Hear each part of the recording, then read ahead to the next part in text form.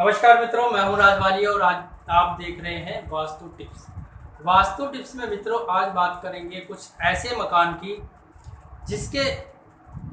जिस मकान के अंदर बहुत सी विपदाएं, आपदाएं और कुछ ऐसी घटनाएं हुई है कि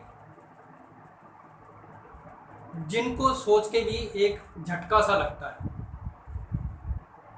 मकान ऐसे तरीके से बना हुआ है कि उस मकान के अंदर जो घर का जो मुखिया है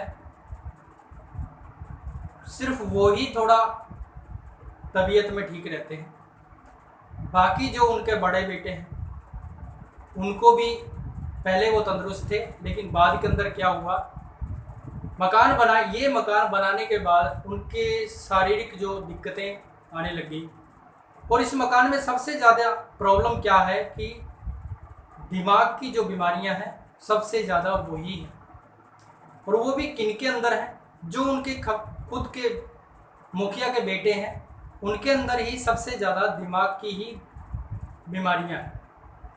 बड़े बेटे को दिमाग की दिक्कत, सबसे छोटा बेटा है उसको शारीरिक और दिमाग की दोनों ही दिक्कतें, जो बीच का बेटा है उसको भी दिमाग की दिक्कत और शारीरिक दिक्कत, जो इस घर में रहने वाली जो मुखिया लेडीज़ है उसको भी शारीरिक और दिमाग की जो है दिक्कत। तो कहने का भाव है इस मकान में ये दिक्कतें क्यों आई और इनको कैसे ठीक किया जाए। वैसे तो मित्रों मैं बताऊंगा नहीं ये किसका मकान है, ये क्योंकि ये मकान ही कुछ ऐसा है जिसके बारे में मैं आपको बता नहीं सकता ये किनका मकान है तो हमारे ही, पर कौन है, हमारे क्या लगते हैं, ये मैं आपको जानकारी नहीं दूंगा। जो ये वीडियो मेरी देख रहे हैं, जो हमारे रिश्तेदार हैं या कोई भी मेरे सज्जन हैं, वो इस नक्शे को देख के खुद पहचान जाएंगे कि ये नक्शा किस घर का है। तो इस घर में ये आपदा क्यों आई उसके बारे में हम बात करेंगे और आपको समझाएंगे कि मित्रों भूल के भी आप कभी भी ऐसा मकान ना बनाएं, क्योंकि इस मकान के अंदर बनाने से पहले ये जो मकान था ये किसी और का था। उसी मकान के अंदर से ये दो भाग किए गए। एक भाग जो ये मकान बना हुआ है इनके पास है, एक भाग जो है वो किसी और के पास है। इसी टॉपिक के ऊपर मैंने पहले वीडियो बना रखी है कि एक प्लॉट के अगर दो हिस्से करते हो तो उसमें क्या आपदाएं आती है। तो इसीलिए भूल कर भी कभी भी मेरे मित्रों ऐसा मकान ना बनाएं। किसी अच्छे पंडित, ज्योतिष या वास्तुशास्त्री से पूछकर ही कभी भी कोई मकान बनाना हो, या किसी संत महात्मा से पूछ के अच्छा मकान बनाएं, लेकिन ऐसा मकान कभी भूलकर भी ना बनाएं। क्योंकि इस मकान के अंदर ऐसी दिक्कत है कि आपका पूरा वंश अगर ऐसा मकान बना लेते हो, जो जेंट्स हैं ख़त्म हो सकते हैं, पूरा वंश आपका ख़त्म हो सकता है, कोई भी बच नहीं पाता। जो पीढ़ी है आपकी आगे नहीं बढ़ पाएगी, वो ख़त्म हो जाती है। तो भूलकर भी ऐसा मकान ना बनाएं। इस घर में ये आपदा क्यों आई और ये घर कैसा है वो मैं पूर्व, पश्चिम, उत्तर, दक्षिण, ईशान कोण, अग्नि कोण, वायव्य कोण और नैऋत्य कोण। इस घर में जो मुखिया का स्थान है ना वो तो बिल्कुल ठीक है, उसमें कोई दिक्कत नहीं है। क्योंकि जिस जगह ये मकान बना हुआ है उससे पहले क्या था, ये इतना प्लॉट ये है और इतना ही ये आगे भी था। आधा प्लॉट इधर रह गया, आधा इधर रह गया, ये किसी के पास है और ये किसी के पास है। ये बीच में से दीवार निकाली गई हुई है। पहले मैंने वीडियो में बता रखा है कि दो भाई हों और उनके अगर एक मकान के दो भाग कर दिए जाए तो उसका क्या दिक्कत आती है उनमें। तो इस घर में सबसे पहले तो क्या है, ये इनका एंट्री गेट है, ये टॉयलेट बाथरूम है, टॉयलेट बाथरूम, ये टॉयलेट बाथरूम है। जो ईशान कोण के अंदर आ गया सरासर गलत है।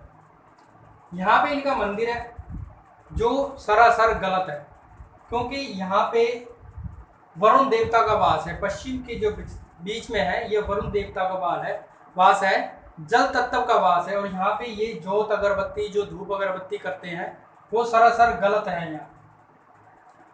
और ये ईशान कोण में टॉयलेट है, सरासर गलत। यहाँ पे जो सीढ़ियाँ हैं वहाँ पे इन्होंने नीचे जो इनके हैं और बर्तन धोने वाला बना रखा है। और दूसरा क्या है कि यहाँ पे इनने स्टोर बना रखा है, जो ईशान कोण के बिल्कुल नज़दीक जो स्टोर है, यहाँ पे इनका स्टोर है, अंडरग्राउंड एक स्टोर है, जो सरासर गलत है, जो कामयाबी बच्चों की जो कामयाबी है उसको रोकता है। टॉयलेट जो है ये घर के अंदर जो अच्छी ऊर्जा है उसको रोकता है। यानी कि बच्चे धर्म कर्म के तो होंगे लेकिन उनको फल नहीं मिल पाएगा, बिल्कुल फल नहीं मिल पाएगा। जो भी वो बच्चे या खुद धर्म कर्म कर रहे हैं उसका फल नहीं मिल पाएगा। मुखिया यहाँ पे रहते हैं, जो घर के मुखिया है वो यहाँ पे रहते हैं। ये मुखिया का स्थान तो ठीक है, मुखिया जो है जो घर में बच्चे रह रहे हैं उनके ऊपर उनका जो प्रभाव है वो पूरा रहेगा। लेकिन वो बच्चे जो है कुपोषण का शिकार रहेंगे, बीमारियों का शिकार रहेंगे, बच्चे उनकी बात डर डर के मानेंगे। और जो इस घर से बाहर रहते हैं, बच्चे इनके घर से बाहर रहते हैं, वो इनकी बातों को इतना नहीं मानते, लेकिन माँ बाप की जो कदर है वो पूरा करेंगे। वो क्यों करेंगे? क्योंकि जो मुखिया का स्थान ये है, इसलिए इनको जो मुखिया का स्थान जो इन परिवार वालों ने ले रखा है, मुखिया ने ले रखा है, तो ये जगह जो है मुखिया को सम्मान दिलाएगी ही दिलाएगी। सिर्फ ये जगह इनको सम्मान जरूर दिलाती है, लेकिन क्या है इनके बच्चों का जो रहन सहन है या उनका शारीरिक जो दिक्कतें हैं वो इनको रहेंगी ही रहेंगी। जब तक इन चीज़ों को ये ठीक नहीं करवा लेते, इनको ठीक नहीं करते, तब तक ये दिक्कत रहेंगी रहेंगी। ये इनकी रसोई है, ये रसोई है, ये मुखिया का स्थान है, इनका रूम है, रूम ये इनका राइट है, ये रसोई है, ये भी राइट है, कोई दिक्कत नहीं है, ठीक है। ये इसमें एक भाई इसमें रहता है, एक भाई इसमें रहता है। तो इन घरों के अंदर इन दोनों मकानों में भी जो इंसान रह रहे हैं तो वो भी दिक्कत में रहेंगे। क्यों दिक्कत में क्यों रह रहे हैं? क्योंकि ये जो मकान है ये पूरा यहाँ से बीच में इसका कट किया गया हुआ है, आधा किसी के पास है आधा इनके पास है।